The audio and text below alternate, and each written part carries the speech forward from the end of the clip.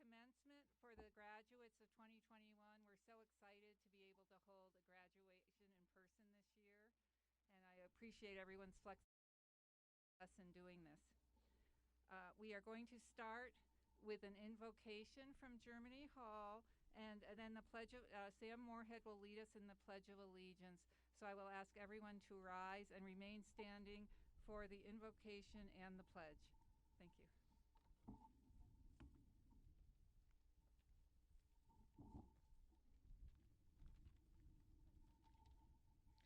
Great God above, we thank you for these blessings and so many more. We are grateful that these graduates can celebrate today surrounded by loving family and friends. We recognize the sacrifices that so many of these families have made for their graduates, and we honor them for their selflessness. As we gather here today to celebrate a step forward into new places, with new people, new experiences, let us not forget the blessings that followed behind us. This school, for example, which gave us a safe place to learn and a strong foundation to build upon as we take this next step into our future. Our teachers, who have so richly loved and cared for us, even at our worst. Our families, who have cheered us on to the finish line and stood by our sides through many bumps in the road. And on this special day, we thank you for the friends that we have found among our classmates, for all the jokes that we will live or laugh about in the years to come, for the hardships and tears we have endured together side by side, and for the love and care we found, which has been made evident through the relationships we will carry with us beyond these walls. We know that the journey towards today has not always been easy, but we endured through the pandemic, persevered through hardships, and endured many trials. We know too that the road ahead will not always be smooth. God, we implore of you, shower your blessings on these talented graduates. Help them to apply the lessons that they learned here in health and happiness, in humility and generosity, and always in keeping with their highest ideals. We pray that they may feel proud of this day and enjoy sharing their achievements with families and friends. May today be a memory that burns bright within them as they embark on life's great adventure. For all these things we pray, amen.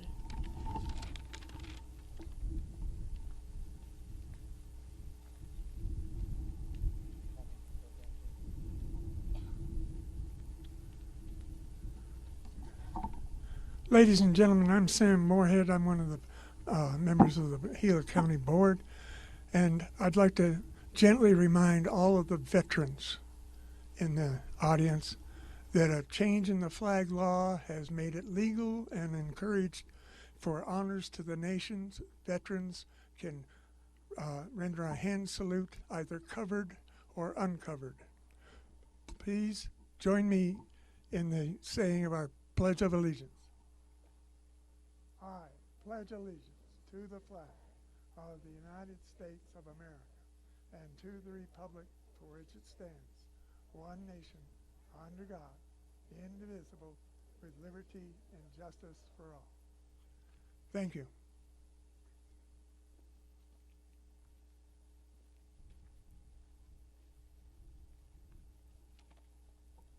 Good afternoon. I'm Dr. Jan Brocker. I'm president of the Gila County Provisional Community College District. That's a mouthful. And I'm delighted to welcome everybody here. I was thinking last year we put together a video because we couldn't do a live commencement ceremony. So it's wonderful to be outdoors. Just hang on to your hats. It's a little breezy, but otherwise it's a beautiful day. So, like I said, what a year it's been. It's such an honor and a privilege to share this day with you. It's a day of celebrating your persistence and hard work during these unexpected and unprecedented times, your ultimate accomplishments, and for thanking all those friends and family members who have supported you. Now, it will probably involve a lot of hugs, cards, parties, maybe even a few gifts. Most of all, it's about the gift you've given yourself. Wherever life leads you after today, whatever path you choose to further reach your goals, you've given yourself the gift of education. And no one can ever take that away. That's what makes this achievement so special and so unique. Now it's my pleasure to introduce some of my colleagues, two from the governing board that I mentioned before. Sam, you've already met for the pledge, is the vice president of our board. Sam, you want to just go ahead and stand up? Yeah. And Connie Cockrell is secretary of the board. We also have the vice president of academics and student affairs, Dr. Susan Wood from EAC with us. We also have interim senior dean, Dr. Janice Lawhorn. We have dean of instruction, Dr. Phil McBride. And the director of nursing, Carolyn McCormies. Okay, so join me in welcoming them. Thank you. Also, I'd like to introduce some of your wonderfully awesome full-time faculty here on campus. Professor of English, James Quinlan. Associate Professor of Mathematics, Allison Nordquist. Associate Professor of Nursing, Ty Jones. Associate Professor of Allied Health, Heather Perry. I gotta get my mouth going again. Associate Professor of Biology, Cameron Maurer. And Associate Professor of Cosmetology, Cheryl Rich. Hey, great, thank you. Also a special guest in the audience, Paul Brocker, who is president of Aspire Arizona Foundation. Paul, if you can stand up. You might recognize that we do have the same last name, and yes, he is my husband, and I'm very proud of the work that Aspire Arizona does. How many of the students here were able to take some of the dual credit courses? Anyway, okay, so you can see that that's a well-recognized foundation. So I believe, hopefully I didn't miss anybody. Otherwise, I'll turn it back over to Dean Butterfield.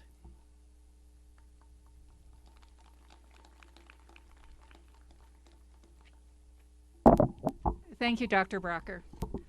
We have two student speakers today representing the class of 2021.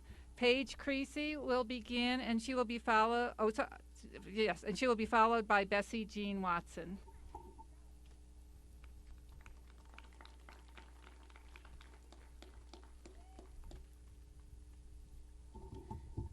Good afternoon. My name is Paige Creasy, and wow, what an honor to be standing here today, and what an even bigger honor to be asked to give a speech at our graduation. Now, I have a little secret I need to share with you. Today I am receiving my Associate of Arts degree, and I don't even have my high school diploma yet. Now, don't worry. Myself and my two wonderful friends also sitting here today, Alyssa Burst and Irina Hott, will be getting our high school diplomas at the end of the month. Now, some of you may be questioning how this is possible.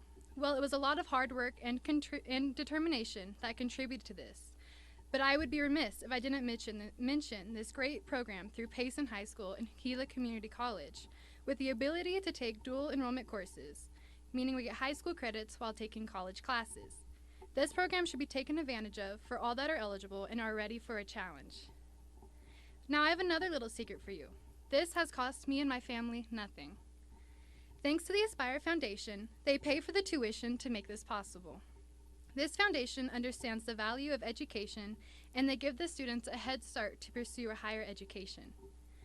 Before I continue, from the bottom of my heart, I thank the Aspire Foundation, along with the Gila Community College and the Payson High School, for helping me and other students just like me to achieve such a huge accomplishment. Just to think, at 18 years old, I am now technically a junior in college. I also want to thank Dean Butterfield for all of her guidance and support on this journey. She is truly an asset to the college and our community. You are simply the best. We all know that this last year has been quite different from former years, but here we are, living, breathing, and hey, we made it through hopefully one of the worst things we will have to face in our lifetime. It rocked our world. It changed how we do our day-to-day activities. I learned that during this time, with all the changes and difficulties we have had, it is important to keep an open mind and be positive about it instead of dwelling on the negative. This is my fight song, Take Back My Life song, Prove I'm Alright song, My Power's Turned On, Starting Right Now I'll Be Strong, I'll Play My Fight song. I quote the lyrics to one of my favorite songs by artist Rachel Platten, in hopes that this motivates others to fight for what you want each and every day. Things are going to knock us down in this wonderful adventure called life. And I also hope that you remember each of us is strong in our own ways. Use that strength and fight for what you want. It sure motivates me and keeps me going. If one road is unsuccessful, don't be afraid to try another road, but no matter what, fight for what you want. Honestly, it was hard to change how I studied and to keep education as my main priority. It took me a while to find any motivation and find a way to get all of my work done. It was an adventure filled with many ups and downs. During this time, I learned to appreciate music even more than I had prior. I am sure everyone here has a love for music and just gets a little excited when your favorite song comes on the radio, or you might even play it several times a day. This makes us happy. It changes our mood and it motivates us in one way or another. Now, this song may change from day to day, but do you ever just wake up with a song stuck in your head?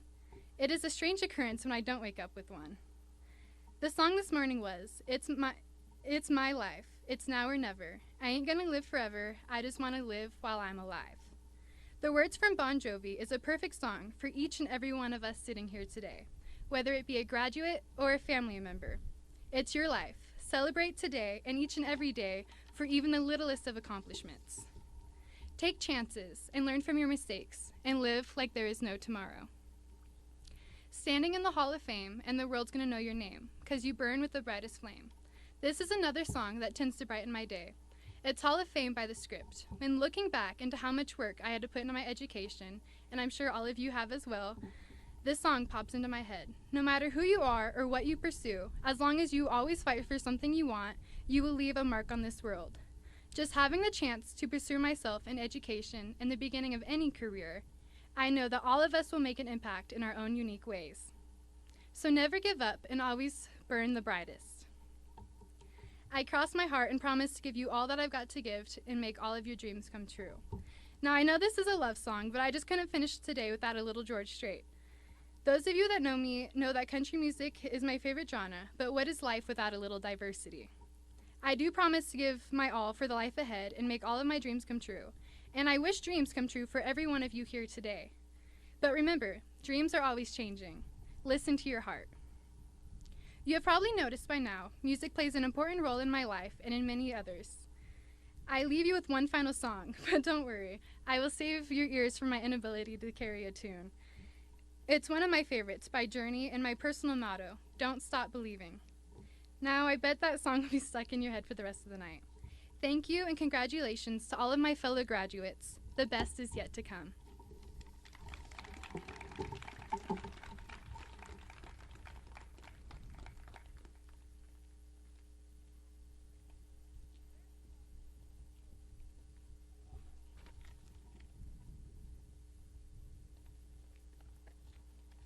Thank you, Paige, and thank you, Dean Butterfield.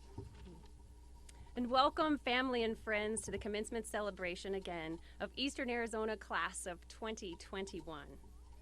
Class, in his illuminating book, Think Like a Rocket Scientist, actual rocket scientist Ozan Varol sets out on a mission to spur on thinkers like you and like me to venture to greater heights than those we see at our feet.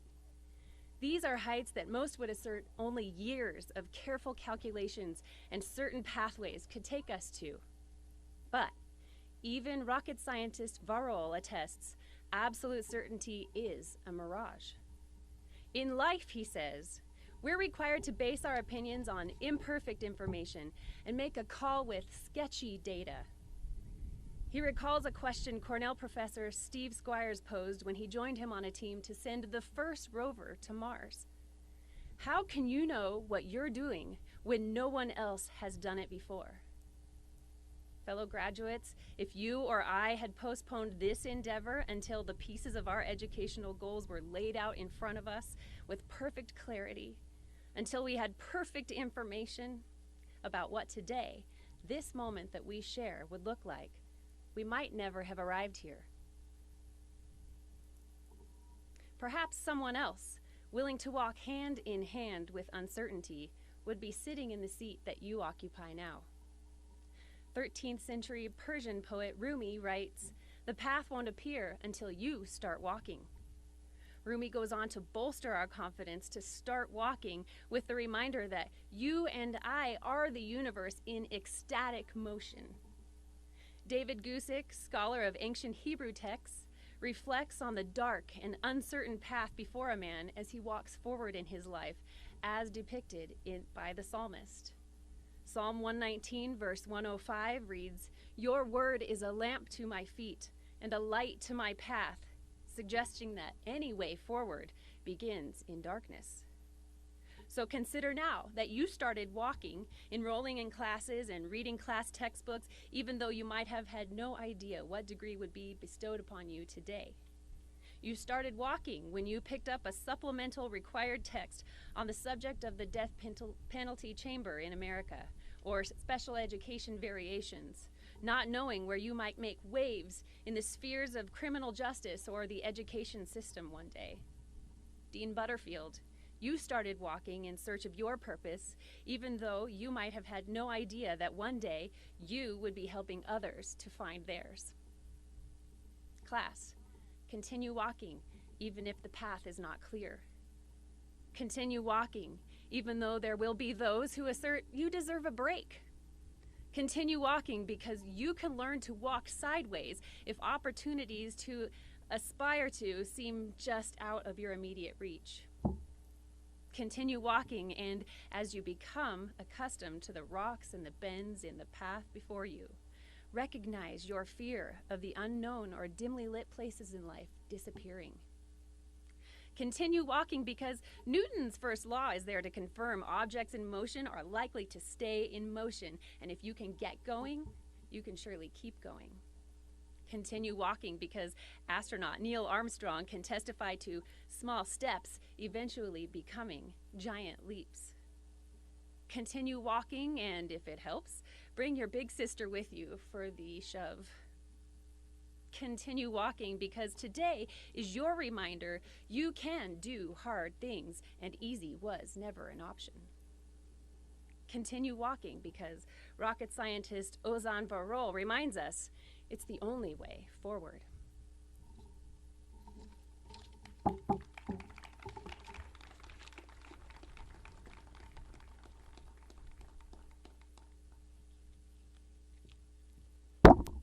Thank you, Paige and Bessie.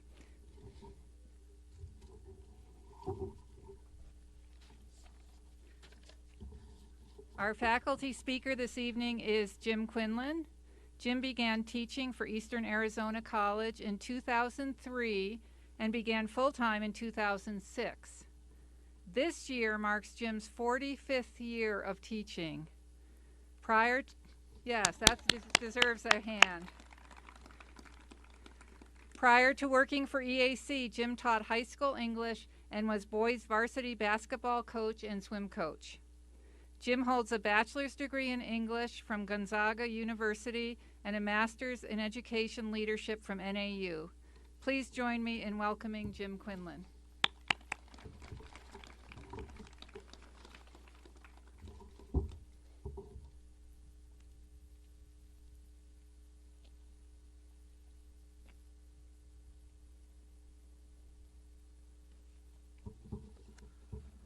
Boy, ladies, you gave me a tough act to follow here with a speech. Excellent job. But when I was first told that I would be giving the faculty speech this graduation, I started to wonder what forgotten words of wisdom I could fill you with. Long ago, I met a little Irish priest named Father Sullivan who said to make a good speech or a great sermon, you need to have a resounding introduction, capture your reader's attention or your audience's attention right away, have an outstanding conclusion that will wrap everything up, and that you need to keep the two as close together as possible. So I thought one way for a great introduction, I'm digging out of my files, and boy, do I have a lot of files here, but I don't know if you ever heard of commencement bingo. All right. Everybody gets a bingo card, and anytime you hear some old, worn-out cliches, you get to mark your box there. So here's some. You've come a long way. Close your eyes and think back when. as we go forth today. Today is the first day of the rest of your life. There are other squares there too, if anybody decorated a cap at graduation. This is rather a calm gathering here. If you heard an air horn go off, certainly at a high school graduation, that would be apropos. But what I'd like to do, if I can turn my page here, is everybody's mentioned about how trying times we're in right now. And that's true. But when you look at it, you look just at the last century and the beginning of our century. Look at all that we've gone through. All right, 1914, we had World War I, the war to end all wars. Come around the corner, there's World War II. We didn't learn from World War I. In between those two was the stock market crash and then the Great Depression. Soon, there was the Korean War, the Vietnam War, the conflict in the Middle East. And then at the start of our own century, we had 9/11, where we were attacked on our own home soil. But now, instead of foreign wars, we seem to be fighting wars within ourselves, within our country right now.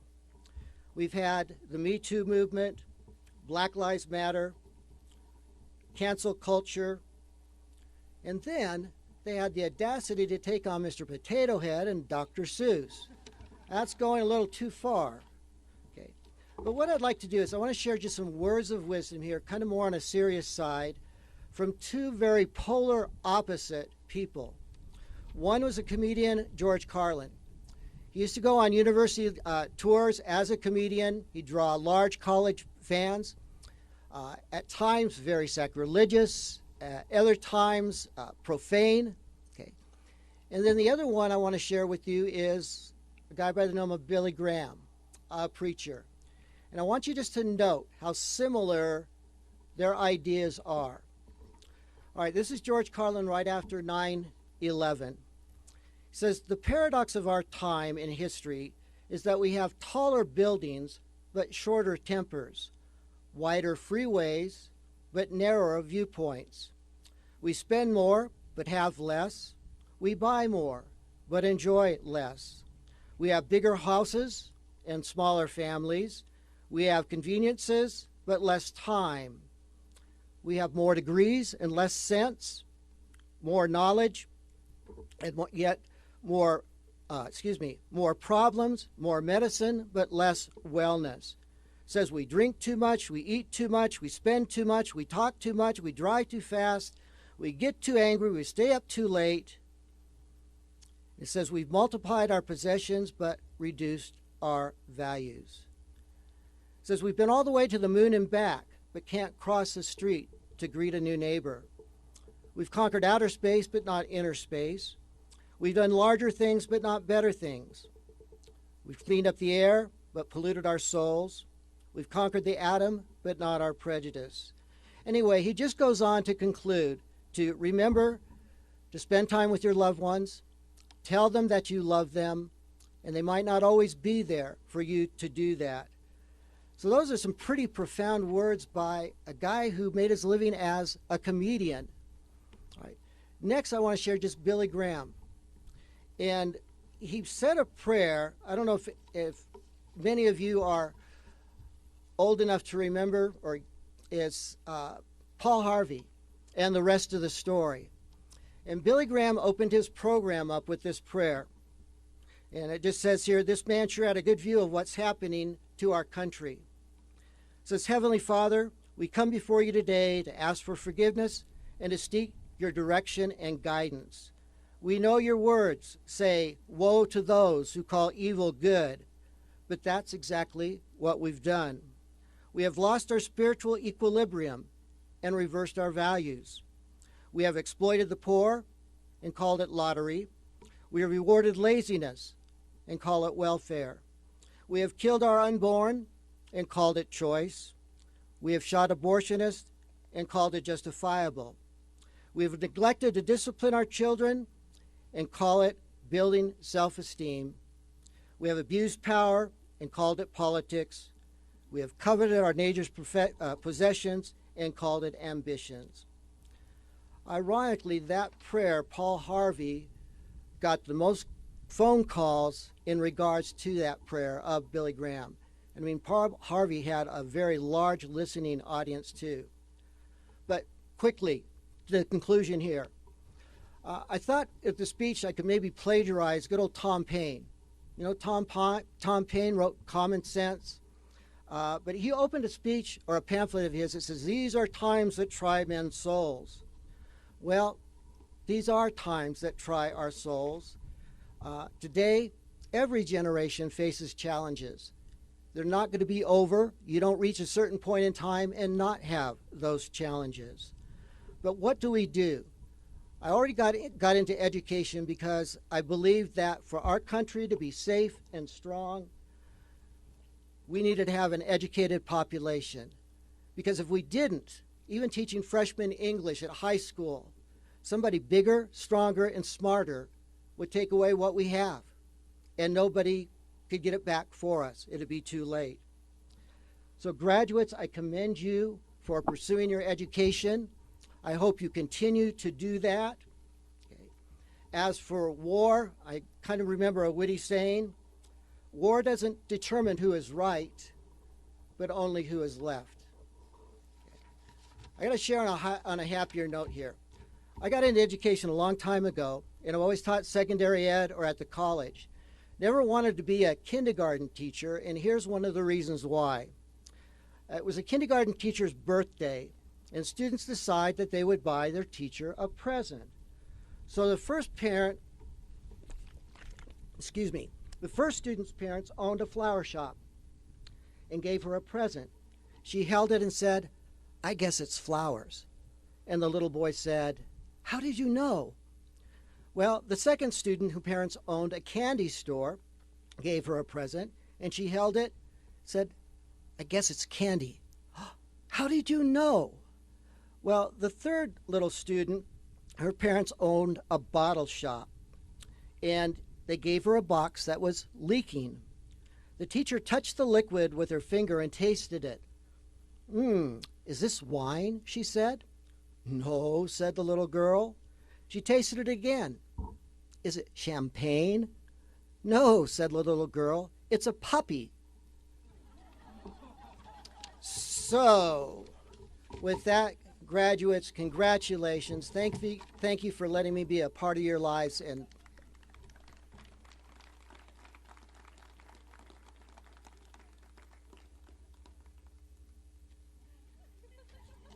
Thank you, Jim. I don't think I'll soon forget that line. Our next speaker is Sheila DeSchaff. Sheila is the Deputy Town Manager for the town of Payson. Her professional experience includes over 2 decades in the public sector, including military intelligence, public safety communications, community planning, economic development, public works, and more. Sheila holds 3 degrees, an associate degree in foreign language, Chinese Mandarin, from Monterey Peninsula College, a bachelor's degree in social science from Colorado State University, Pueblo, and a Master of Administration and Public Management from NAU, and she earned that with distinction. Most importantly, though, Sheila says, she is a mom of 4 children and has served as a volunteer classroom aide, a Girl Scout troop leader, and volunteer coach for youth soccer, cheerleading, and basketball. Please join me in welcoming Sheila DeSchaff.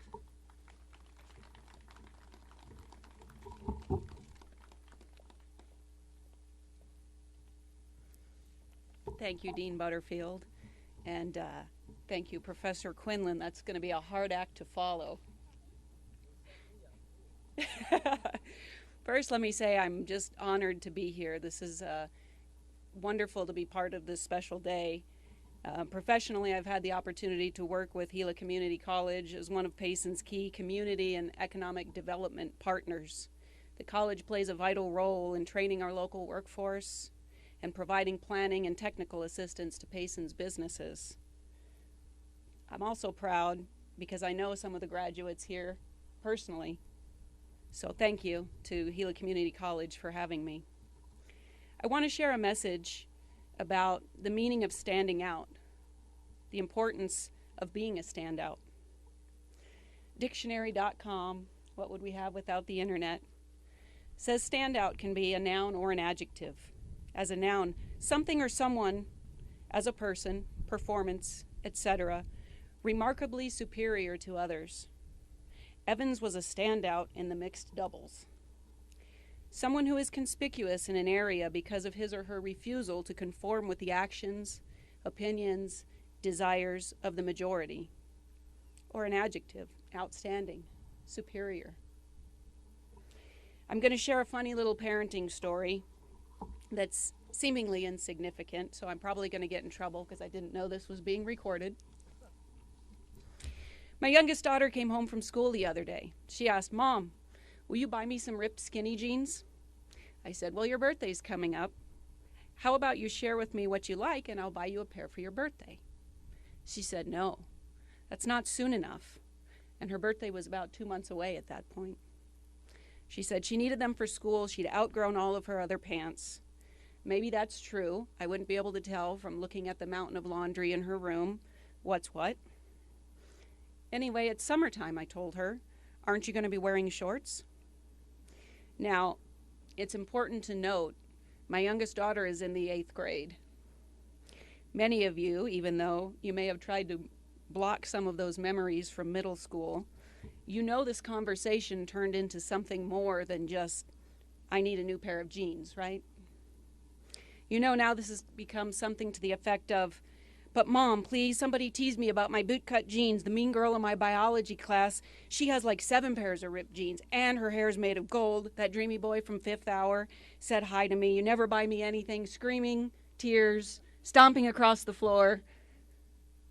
The end. Now everybody understands the middle school I'm talking about, right? So why do I bring this up? Mostly because it was fresh in my mind when I thought, what am I going to say to all of you today? But besides that, it's a really great anecdote that begs the question, why do we want to dress and act and look like everyone else? Why? Because sometimes standing out from the crowd means people are going to notice us. Standing out can be scary.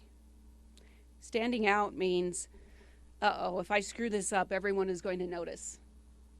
If I had tripped walking up here, everyone would have noticed, right? But you also would have remembered that from your graduation, saying, "You remember that girl that walked up there and fell as she was trying to make her speech?" It's okay. I know you've all thought the same thing about walking up here to get your diploma. Well, guess what? Sometimes it's good to stand out. There are going to be so many times that you want people to remember you. Even if you are that guy who trips walking up to get your diploma. Sometimes people noticing you is exactly what you need. You want to be a standout. Someone remarkably superior to others. Remember what Dictionary.com said? Someone who is conspicuous in any given area because you don't want to conform to the actions or opinions of others. You want to be outstanding. Where are all my nursing graduates? That's awesome, by the way. Thank you, EAC and Gila Community College, for being a standout, offering one of the premier nursing programs, #1 in the state of Arizona this year for passing the NCLEX. Doesn't feel bad to stand out, does it? I'm trying to recall what each of your individual degree tracks were. I know I will miss some. But I think we have an equal number of graduates that are receiving their associate in general studies. Raise your hands. Keep your hands raised if you haven't graduated from high school yet. Those are my dual enrollment high schoolers. Way to stand out. Remarkable.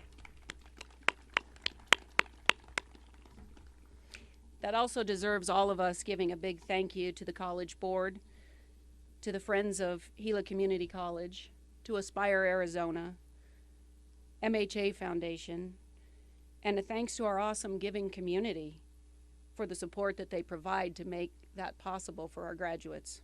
Way to stand out, Payson.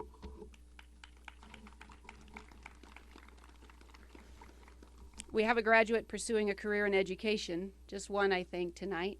Raise your hand. Don't be shy. Hi. I personally want to thank you. One of the most rewarding careers in the world, to be able to make a difference and to be a standout, a hero to every young person whose life you will touch. Let's give her a hand.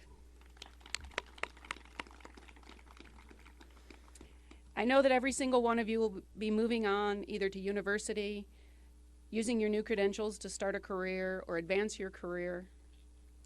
Maybe one of you will venture out on your own on some entrepreneurial endeavor. It is more important to you now than it has ever been to be that standout. Make people remember you because you stood apart from everyone else. Refuse to conform with the actions of others. Don't be just another person in the crowd wearing those ripped skinny jeans when you can be outstanding. You all know who Leonardo DiCaprio is, right? That's my person in history, right, that I'm going to quote. It's okay.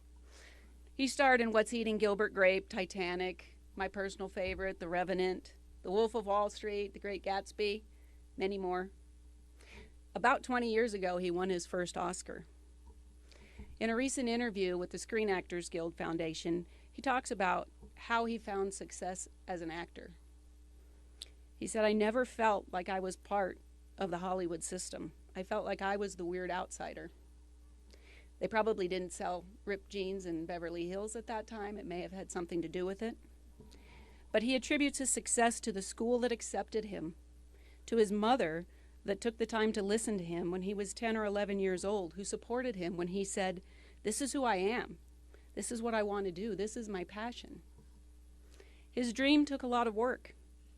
A combination, he said, of being in the right place at the right time and being aggressive about it and sticking with it. It was one particular role, a movie called This Boy's Life, that really helped him break into the industry. DiCaprio reminisced about auditions as a kid, remember, 10 or 11 years old. He said they were like cattle calls, hundreds of kids lined up for particular roles. He was rejected, and then he was rejected, and then he was rejected again. Finally, he comes to his audition for This Boy's Life, a huge opportunity, and everyone was fiending for this role because it was an opportunity to be a star, and your leading adult co-star is Robert De Niro. He goes into the room to audition, and Robert De Niro's there waiting. DiCaprio says, "I just remember standing there thinking, my mind racing, I have to do something. I need to be a standout. I want this role." The interview with DiCaprio goes on to describe how he embellished what was asked for in the script, basically screaming into De Niro's face until his own face was red and distorted like a little wrinkly tomato.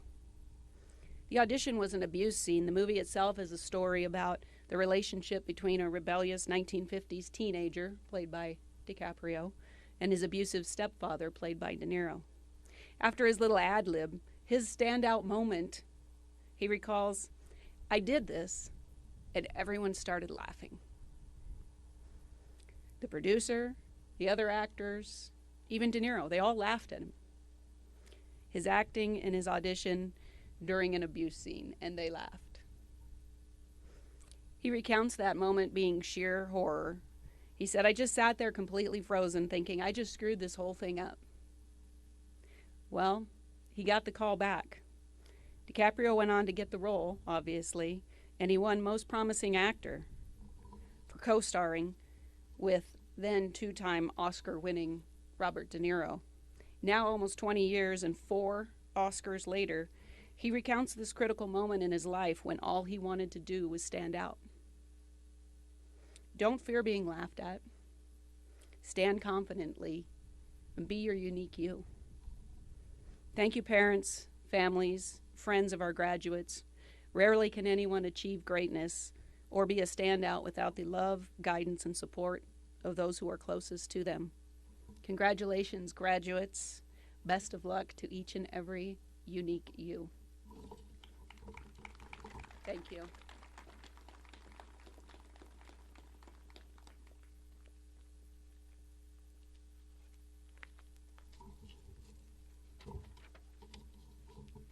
Our final speaker today is Dr. Susan Wood. Susan has over 30 years experience in higher education. She earned her bachelor's degree in Russian from the University of Utah in 1988, her master's in linguistics with an emphasis in TESOL, that's teaching English as a second language, in 1990, also from the University of Utah, and her PhD in rhetoric, professional communication from NMSU in 2012. Susan directed ESL programs at Bentley College in Waltham, Massachusetts, and at the University of Texas in El Paso. She worked at Doña Ana Community College in Las Cruces, New Mexico from 1996 to 2020 as a faculty member and later as an administrator. Currently, she is serving as the Vice President of Academics and Student Affairs at Eastern Arizona College in Thatcher, Arizona. She loves living in Arizona and has found a new home at EAC. Please welcome Dr. Susan Wood.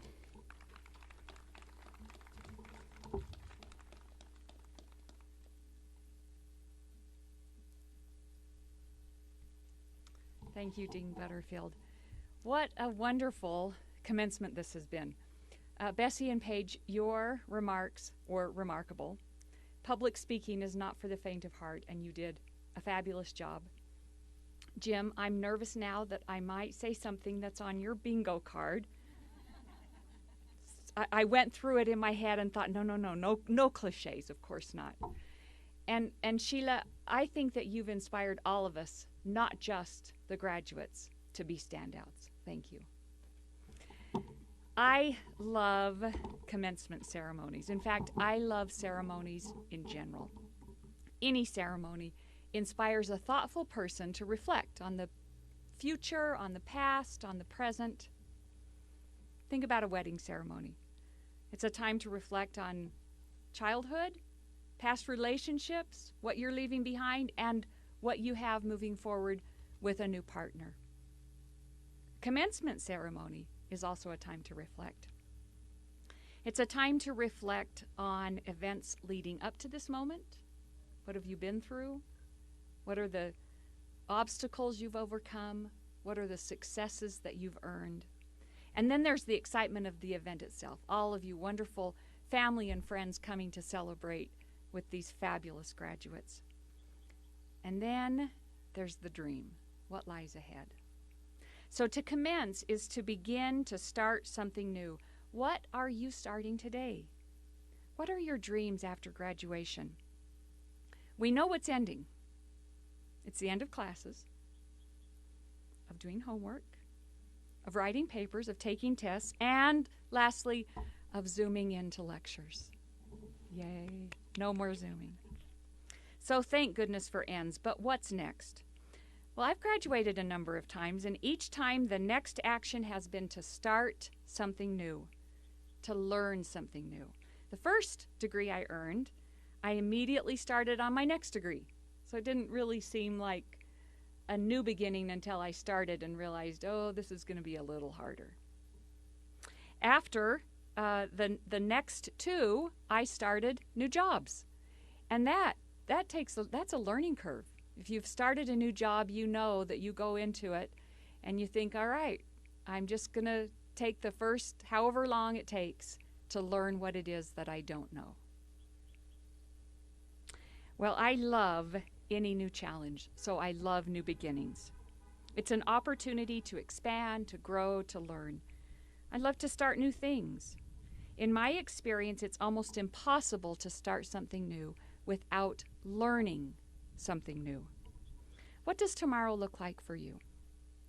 What will you start? What new thing will you learn? I'd bet your dreams for the future include awesome opportunities that will require your being a lifelong learner. And that begs the question, what are the keys to lifelong learning? I think that one, there's tons, but I'm just going to talk about three. One, I think, is believing in yourself enough to take risks. You need to have confidence in your ability to learn. And my mother is a wonderful example of this. in her 40s, she's now in her mid 80s, she decided she wanted to learn to play the violin. Well, she lived in a rural community and there were no violin teachers for a 40-something-year-old. So guess what she did?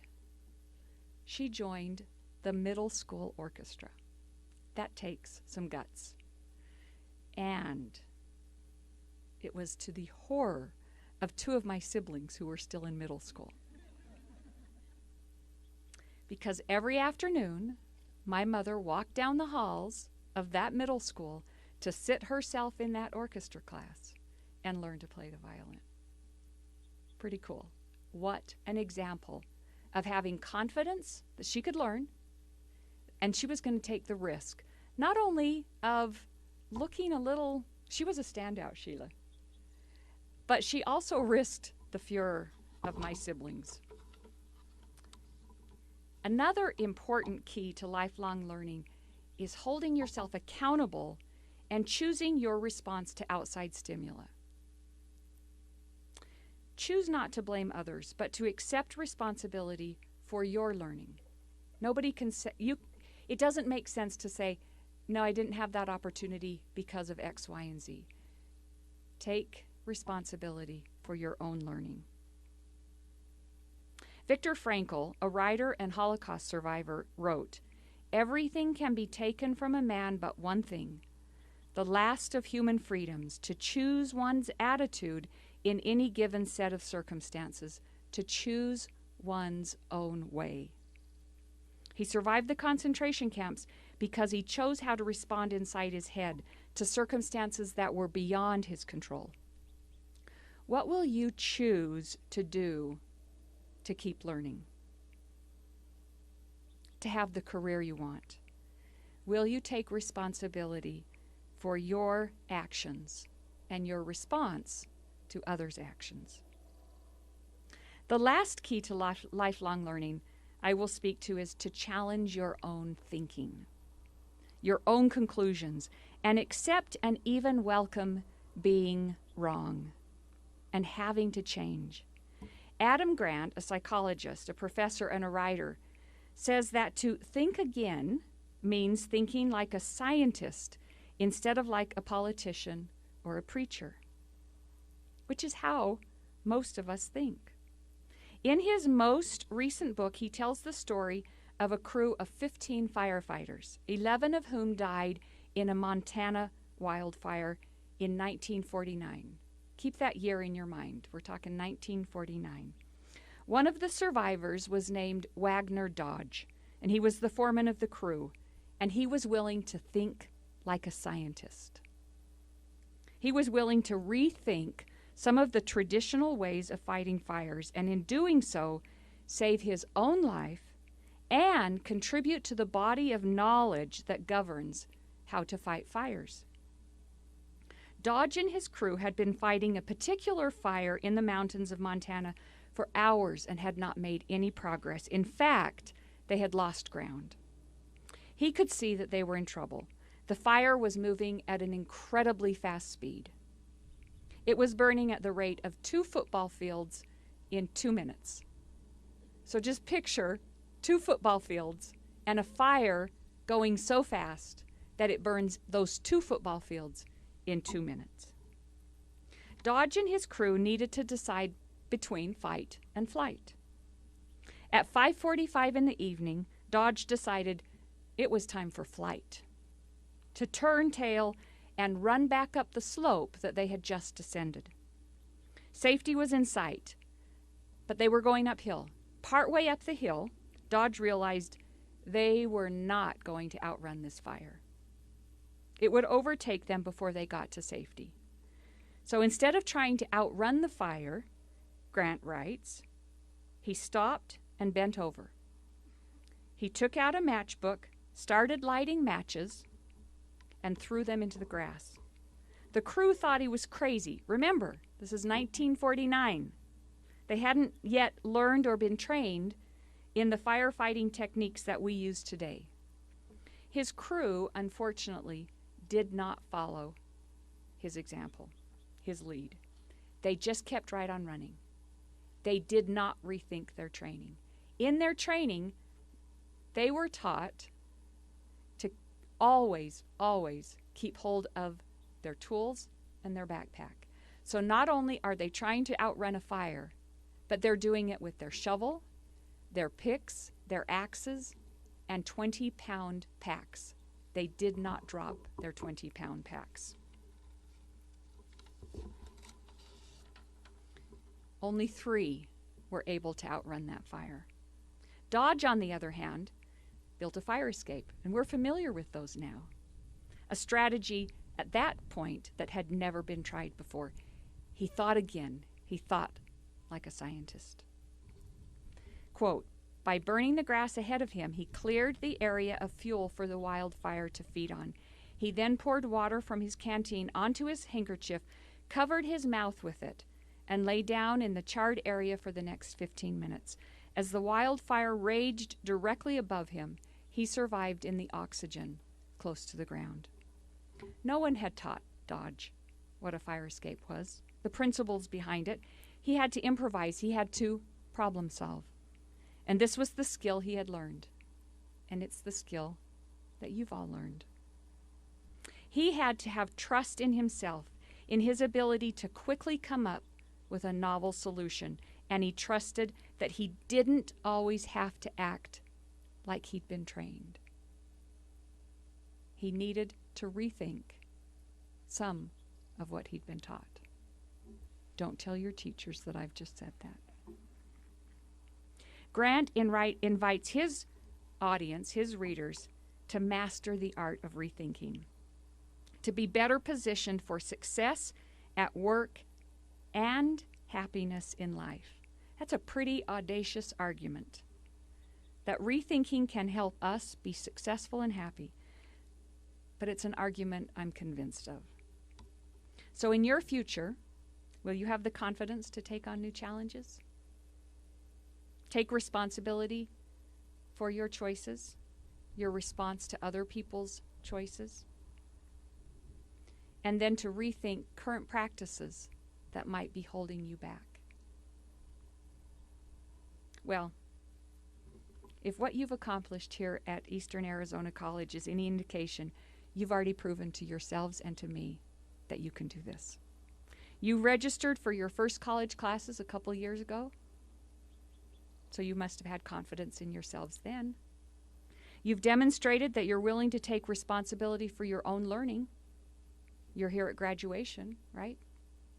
And I feel certain that at least once in your academic career, you had to rethink what you were doing in order to be successful. So I, for one, have total confidence in your abilities to turn this certificate or this degree into opportunities for you to achieve your dreams. Congratulations on your achievements. Go class of 2021.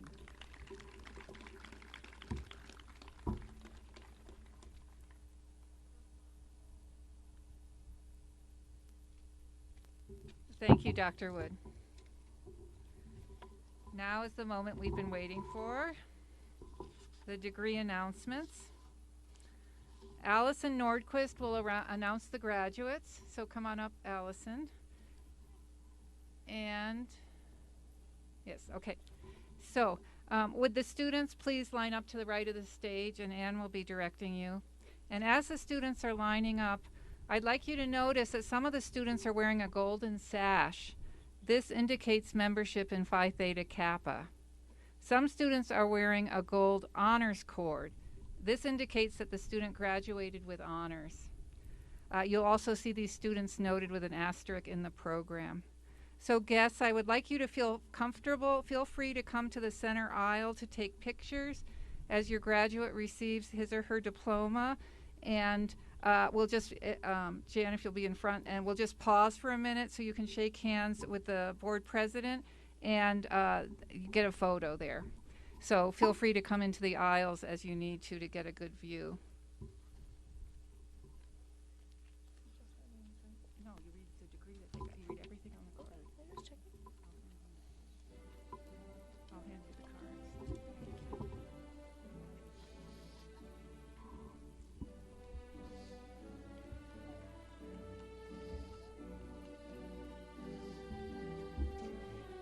Bessie Jean Watson, Associates of Arts, Administration of Justice.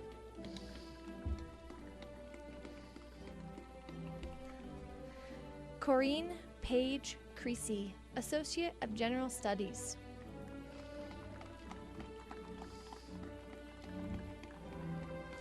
Arena Hott, Associate of General Studies.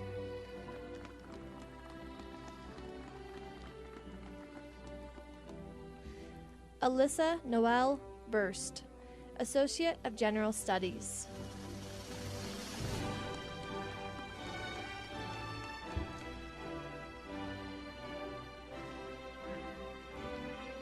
Germany Autumn Hall, Associate of Applied Science, General Technical Studies.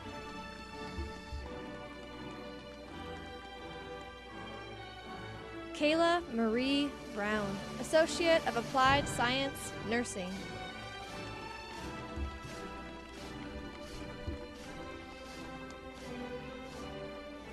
Alexis Marie Kesterson, Associate of Applied Science, Nursing.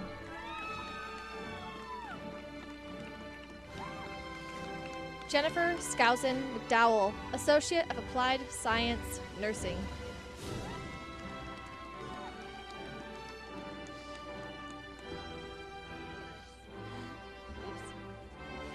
Erica Cordell Overton, Associate of Applied Science, Nursing.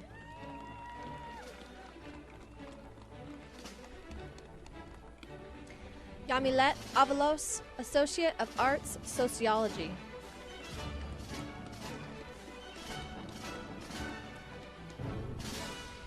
Nicholas Anthony Rizzo, Associate of General Studies.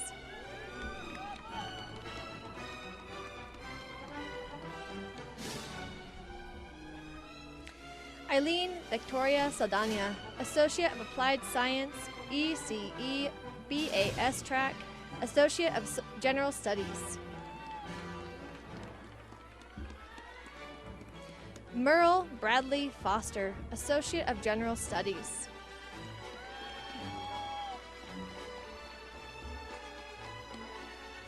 Ivy Rose Moss, Associate of General Studies.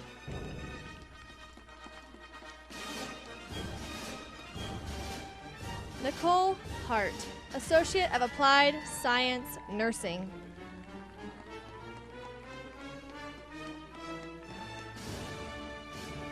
Abigail Grace Hazelow, Associate of Applied Science, Nursing.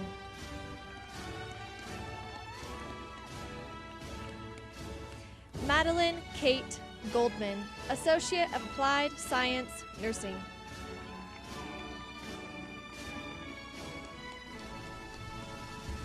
Whitney Paige Jones, Associate of General Studies.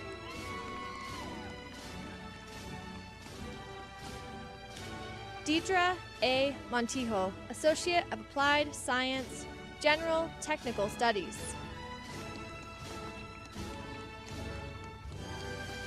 Tyler Jordan Klein, Associate of General Studies.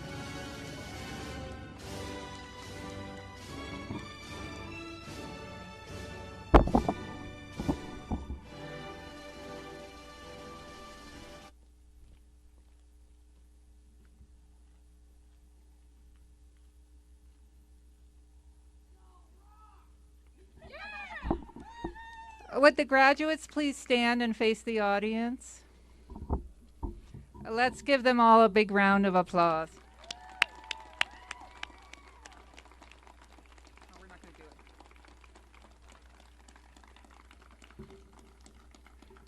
it. This concludes the commencement ceremony for 2021. Please join us for refreshments down the road. And thank you for coming.